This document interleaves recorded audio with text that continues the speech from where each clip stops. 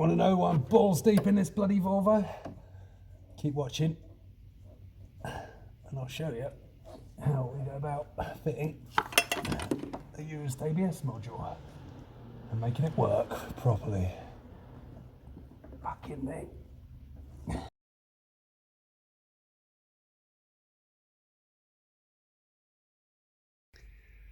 So what we have here is a Volvo V50 in for quite a lot of work. I've done some of it, I've got the wrong parts for lots of it. Still in the process of doing some of it. Some of the work including all rear suspension, rear bushes, rear brakes. I've had to drill out wheel studs, front suspension, the central electrics module was water damaged. I had to replace that. I was going to make a video, but I didn't record all of it, so I'm not going to waste time on it. Now, this problem we're focusing on now is the ABS warning light, and we shall see what's going on. I know what's going on, obviously, but I will show you now. So we've done a scan on our little Autel here. We'll just use the report function rather than going all the way in, save me time. So in the engine we have a fault for stop lamp switch faulty. And in the ABS, we have a brake pressure sensor signal missing fault. Right, to diagnose this, very straightforward, just change the ABS block. Don't fuck around and waste your time. You can take things out and scope them and whatnot. You've got to get the battery tray out to get to it, strip off the connector, pin it out, and get a oscilloscope on there. You know, all proper stuff, all things you should do. Done lots of these, wasted lots of time. It's always the ABS module. Don't waste your time like I have. Just replace the ABS module. There we go. That's the diagnosis side covered. Right. Next, we're going to cover replacement. Now, I'm going to show you how I do this, which involves using a programmer and reading chips and things like that. Before people start putting in the comments about using VIDA or VIDA online or whatever, I don't have VIDA. I don't particularly want to spend more. I have so much equipment. I don't want to spend more money on a vehicle. Of all the brands I see, Volvo down there with Saab in the amount I see, you know, probably 2-3 a month. Mostly German stuff, a lot of Ford, Vauxhall, French stuff like that. This comes way down the list, so don't fucking tell me about VIDA. I don't give a shit about VIDA. And as far as I'm aware, VIDA won't do security stuff. The reason I'm showing you all this is because the ABS module is part of the security system. So what I'm actually going to do is whip it out, not even fit the new one, just plug the new one in and show you that we can't start the car because the immobilizer system is, the ABS is part of the immobilizer system, and don't think VIDA would actually allow me to use a second-hand one. Anyway, here we go.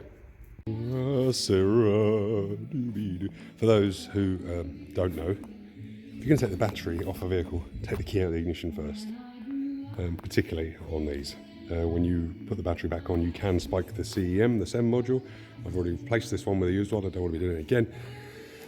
And same on a lot of other vehicles, you can cause lots of damage by leaving keys in ignition, because some cars, as soon as you put the key in, a lot of cars, no problem. Some cars you put the key in, you get pre-ignition instantly. So take the fucking key out, just make it standard practice.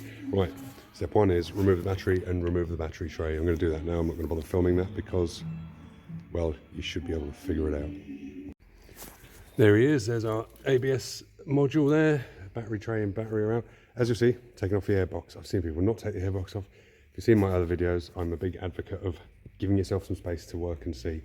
Now the airbox, for those stupid enough not to take it off, you literally undo that, and there's a tiny little rubber thing, and it lifts out.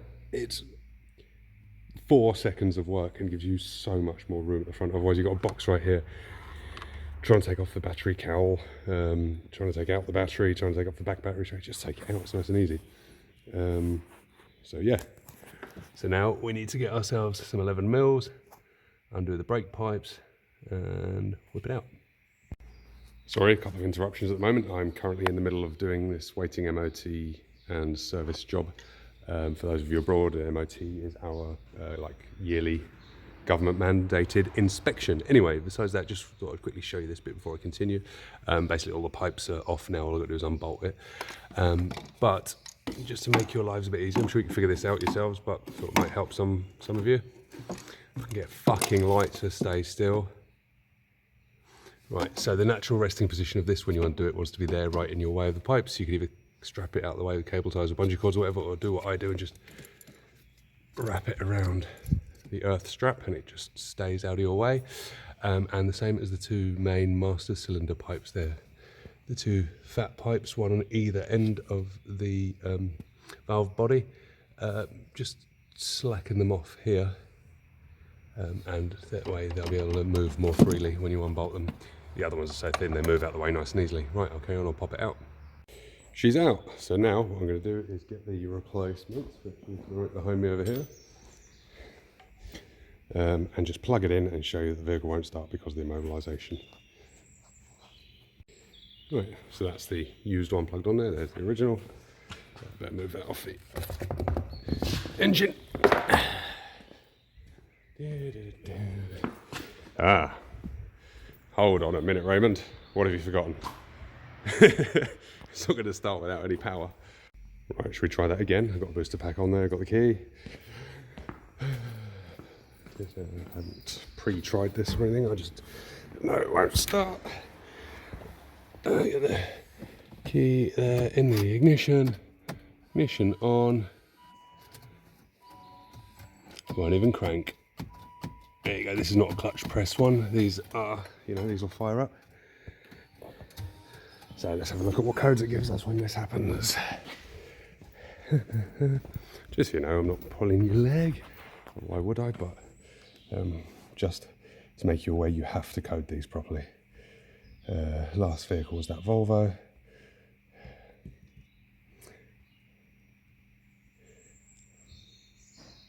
This is Autel MaxiSys Elite. Wouldn't bother with the Elite, just buy it if you want to get the pass through. Buy Pro. The Elite is supposed to be slightly quicker. I have the Pro as well, or had the Pro as well. I sold it because no point having two of the same system. It's literally microseconds slower. That's the only difference. For the price difference, why would you bother? So we're going to pause it there. Just have a look at the report. This one came from Autel UK. Have I had any? I had no real issues. This needs a new battery. It doesn't hold charge very long at all, which they cover under their warranty. I've dealt with them a couple of times, not for any problems, and they've been very handy people. So what we got? Brake lamp, mass airflow sensor, engine control module, stop brake, mass airflow control module, communication missing. Mass airflow sensor signal too high.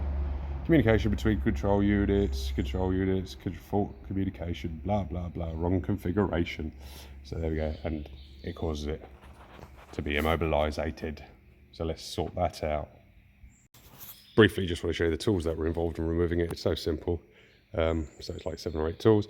You got your ratchet and extension, 11mm spanner, 30 Torx, 10mm, 8mm, a flathead just for, didn't actually need that. If you've got skinnier fingers than me, you can grip the where is it, the loom connector, which I've got the one off the scrap unit here, the loom connector, and open it, but I've got sort of large fingers, so I use that for the inner one. And a torch. Again, don't really need a torch. I love having light and space. Right, so we've got our ABS block out. On another note, I love these things. They come with the hub type wheel bearings. Really handy things. I don't need it for this job particularly, but I do like them just for positioning things like that. I always keep them.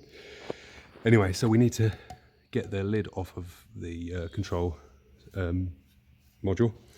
Now these are bonded all the way around, not just bonded, they're melted plastic, and they lip under, so there is no opening them.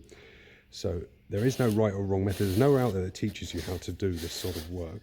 This is just experience, and hopefully I'm saving you a lot of hassle and grief and learning. And everyone has their own method. My method is to cut along that line all the way around it as neatly as possible, because you need to reseal it really well. Obviously it lives in the engine bay, it's going to get water and stuff like that on top of it. It needs to be resealed very well. I've seen people cut them there and try and it's a bit shit. So I'm going to crack on with that. Use like a junior hacksaw. Just quickly wanted to show you while I'm doing the job. I know I said use a junior hacksaw, and you should use a junior hacksaw. Fuck's sake. Yeah, listen to that. Literally every time I've tried to do something, the phone has rang. Today is a fucking nightmare. Where was I? Right. Yeah, I know I said to use a junior hacksaw, but once you've done loads and loads and loads of them, you probably just upgrade to something like this because it's much quicker. But don't start with something like this, please. Don't use grinders and things. All right, thank you all. Right, so the lid's all off, as you can see. Done it nice and smoothly as we can. The reason I say to do it with a normal saw and not the way I do it is if you look across here, things do sit very close to the top. There, etc. So doing it the way I do it can be risky if you haven't done lots of these. I've got my own method, I've done lots of them, that's all. I'm not saying I'm anything special, it's just with experience, you know, things become quicker and you become more used to things. So that's that. So what we're going to do now is I'm going to get the other one off. I'm not going to bother filming that, it's the exact same process. Tidy up all this shit and then get out some computerizey stuff. Here we go, it's our original faulty unit. Remember that guy I was talking about earlier? Love him, very handy for this. Right, and what you want to do is you find your EEPROM, which is that guy there. And you need to know what EEPROM it is, which is handy having a zoom on a camera. So it's a Atmel 534. You'll get lots of information on 534s, get data sheets and stuff online. It'll probably come up as a 24C02. It's not, just use the other number. It's a 25080. So you use your hot air gun and your tweezers and you heat it up and you take it off. Now these are the worst tweezers in the world. I can't find any of my good ones at the moment. I couldn't film taking it off because I needed both hands, but there you go, she's off. So we'll get her in a programmer. So it's in the programmer, and I'll tell you the tools we're going to use. So we obviously need a programmer and a laptop. Now this is an Autel XP400. You can use any programmer that will read the type of chip and write the type of chip you're using. I got this, I use this a lot, and I just like it, and it's handy to use, and I use it with another tablet, an Autel tablet thing and stuff. I got this from Mobile Eco Tuning, so Dave at Mobile Eco Tuning supplied this. The reason I like to use Dave is there's a lot of dealers, specialists and consultants out there who will happily sell you one of these and tell you they know everything about them. Majority of these people have never worked on a car a day in their fucking lives, and are literally reading the instructions that come with the tool on the screen. You know, you can do that. And some of them are charging you to log into your tool, charging you like a fee by the hour or by the service to log into your tool and do the work for you, not knowing what they're doing. They're just following the tool and hoping for the best, and half the time causing damage, getting their fee and leaving you to deal with the customer, such as how to program and use DME on a BMW or Mini with a Autel 908 Pro. You can't, not with that tool. There's different tools you need for that. Or how to do a Range Rover key. Well, please do advise your customer, it may damage the car. No, don't fucking do that, you idiot. Do some research, know what you're doing, and you know what software numbers you can and can't do via OBD, and then do it properly. Well, this guy gets paid because he says to you, it could damage it, and just has a go. And then he knows for the next one. That's all he's doing. There's plenty of them out there. Now, while it sounds like I don't like these guys, I've got nothing against them. Everyone's got to make a living, but I wish they were honest. They should say to you when you ring them up, well, I'm not really sure, but we can have a go together. I'll hold your hand through the process or whatever. I'll offer this service happily. I'll log into your computer and charge you money for something I know what the fuck I'm doing. Anyway, back to Dave Simpson and Mobile Eco Tuning. I highly recommend you buy it from them because that is the reason why. Dave sells these. He knows these inside out. He runs a very, very busy, successful specialist diagnostic workshop and uses the tools he sells all day long, not just Autel stuff, VVDI stuff, Smock, lots of other stuff. I'm not getting paid for this promotion. I pay full price for everything. I just, he's very active on the forums, and Mobile Eco Tuning have a very good YouTube channel showing you the functions of the tools they sell. So there you go. If you're in Europe or indeed anywhere in the world, you can buy from Mobile Eco Tuning. I'll add a link in the description. Right, back to actually doing the job. So the chip is in there. It's in a little spring-loaded reader thing. As you saw, I'm using the world's worst tweezers. But there we go, got it in there. It's mounted in. So we open up our software. So you remember earlier I showed you that this was, this EEPROM is an Atmel 25080 maybe. 25080, 25080, where are we? 25080. Sorry, I wasn't filming that, so yeah, we've got our ML. We click OK, you can open up the diagram if you need to, and then we'll do a read. Now, the one annoying thing about this piece of software is, like, I would suggest you read and read again and read again, just to make sure your read is good. So I've read it, I want to read again. It says it's unsaved data. Do you want to save it? Yes. I'm going to save that into our desktop.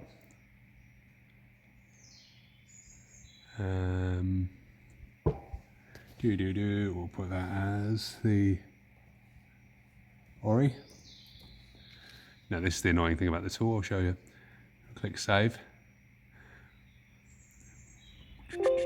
Yeah, EEPROM read is finished. So we click, right, so we want to do another read, don't we? Yeah, to see if there's any differences, which there won't be. There you go, that EEPROM read is finished. Let's save that so we can open that in a hex editor. And what it does is it just overwrites the save you've already done. So you'd have to open another tab, and the quickest way to open another tab on this is, firstly, pick the wrong variant, click OK. Just showing you the tool, it's just a quick guide if you've got one of these tools, just to help you out. And then go back to the right variant, 080, and OK. Yes. And close the one that you didn't want at all. So now this is a 25080 and that is a 25080. We'll click read. It'll read it. We click OK. Sorry, I would normally do this with the keyboard, but I can't see the keyboard because I'm looking through the phone at the screen. We go in there, we'll click read. Read. Oh, God's sake. OK. And now just flick between the two. Make sure you've got good read. Go all the way down, up and down with your scroll bar. And you know you've got a good read. That's it, read. So now we've got the chip off. We could just chuck it into the other one. Or we could take the other one off, read it out, back it up, and then write it onto there. I like to have some spare chips, so we'll do my way, which is just write the info onto the other one. Just as a bit of info, this is the new one. I've just taken the chip off. Sorry, I can't show you the removal process. It's just I need the hands, and once I've got my GoPro things set up with little tripods, I'll try and film things from now on properly. But you should always, before you even remove it, is just make sure you have got the same numbers. I know it's a different style, and it's that's an ST chip. We'll be able to read it the same. It's a 95080. So that's why I get in and read this one out. Okay, so we've got our new one read out as well. There you go. And just make sure you've got a difference. That one, original, new one, yeah. Just go through your data again, read it several times, make sure it's right. And then what we're going to do is write the info onto the new one. So what we do to write it is we open our saved one, which is the original.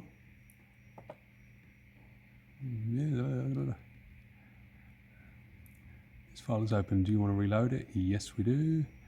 There you go, it's that's the information of it, and now we just want to write it to the chip. Are you sure you want to write it? Yes. So the write is finished, it says. Let's read it. So it comes up. There.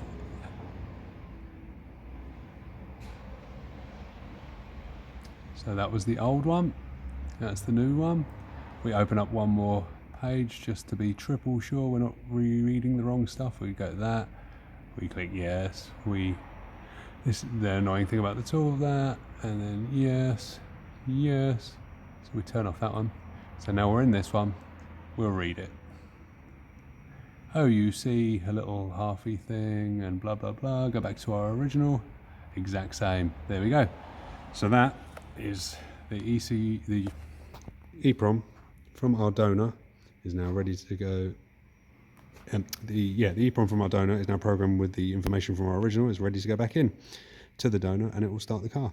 Like I say, we could have just thrown the EEPROM from the new one into it, but I like to do things like this. It's up to you, whatever you find easier. You know, you may, all the heat of soldering and desoldering may have damaged them So best cover all bases. So ABS module's back in there, obviously no casing on it, just for a test run. We'll walk around to this side, go and get to the key that I very conveniently placed on the roof. Fucking thing. Turn our ignition on. Crank her up. I'd say that's good. Oh, we don't even have an ABS light, so I'm not going to have much to clear afterwards. So there we go. Now it's time to seal it back up. So what we're going to need to do to seal it up, well, since the board isn't particularly close to the edge, we can use any mastic for that bit. Some cable ties, a hot knife, and something with a bit of weight to it. That's about it really. There's not a great deal involved. There we go. Let's do it. Got our bead of mastic on. Pop our cover on. Try and get it neat. Put something with a bit of weight on it. Get it into place. Right, we want this to be very well sealed because of where it lives. So we'll let that go off for a bit. Clean up any mess, try and make a tidy job of it. And then get the hot knife and cable ties. Right, she's in progress. I've done halfway around. It might not look like the nicest thing in the world. You can tidy it up a bit afterwards if you want, but it's better it looks like that than less water in. I might give this one a bit of a rub down and smooth out after, but it doesn't get seen by anyone, and I don't really care as long as it's sealed. I'm not an art teacher.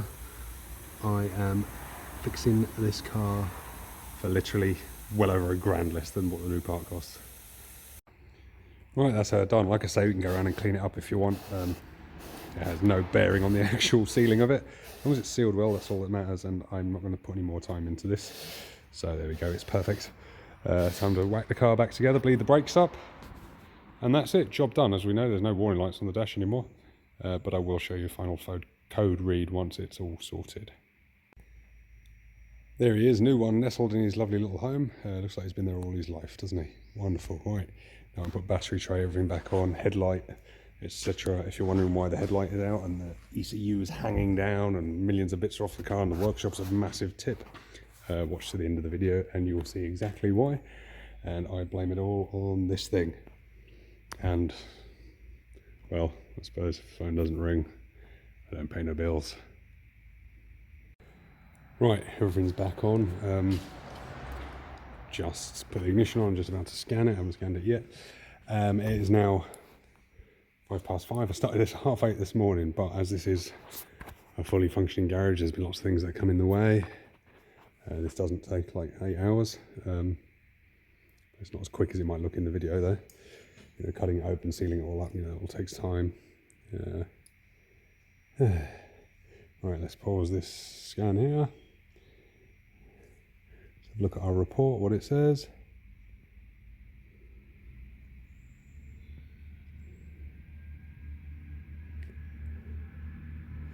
So, what do we got? Where's engine control module?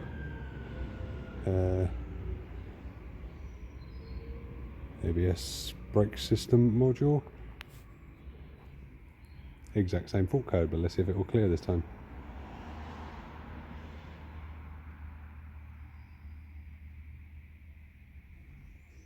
Hey, it's cleared. I can't actually road test it yet because, as I'm on my own at the moment, there is loads left to do on this, including, obviously I've just had the brake system, I've got to bleed the brakes. The nipples are rusted solid. This is what you might call an old piece of shit. And we're by the coast in England, so of course it's rusty. But there's some other suspension bits and stuff to do on it as well. But that was a completely permanent fault. Last time wouldn't clear at all. I'll tell you what we'll do. We'll cycle our ignition. Off.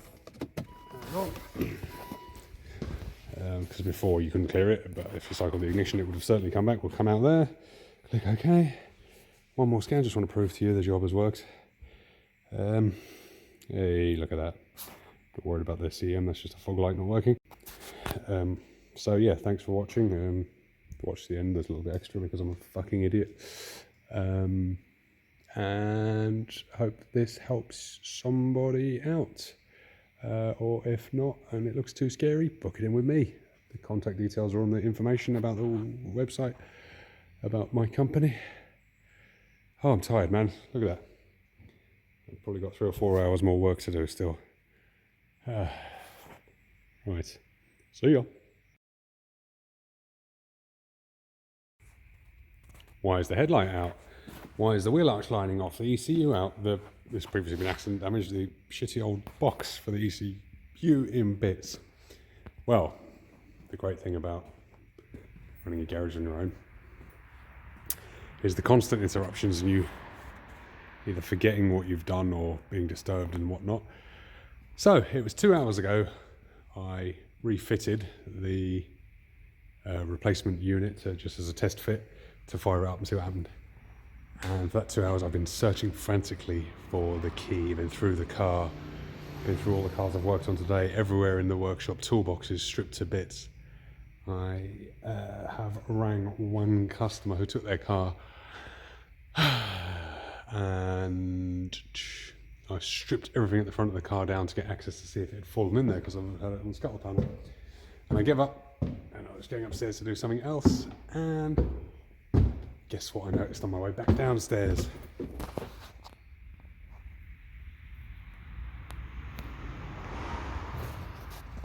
It's on the bloody roof, innit?